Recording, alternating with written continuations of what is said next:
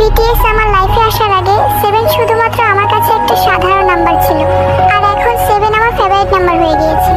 Army ওয়ার্ল্ডে আসার আগে কালার তো প্রায় সবই ভালো লাগতো, তবে এই জগতে আসার পর পার্পল আমার ফেভারিট কালার হয়ে গিয়েছে।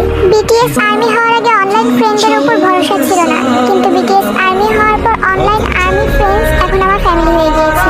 বিটিএস কে চেনার আগে সাউথ কোরিয়া নামক কান্ট্রিটার প্রতি আমার কোনো ইন্টারেস্ট ছিল না, কিন্তু বিটিএস আর্মি হওয়ার পর সাউথ কোরিয়া আমার ফেভারিট কান্ট্রি হয়ে গিয়েছে। বিটিএস কে লাইফে আনার আগে নিজেকে যে কোনো কারোর সাথে কম্পেয়ার করতাম, কিন্তু বিটিএস কে লাইফে আনার পর তারা নিজেকে ভালোবাসতে শিখিয়েছে।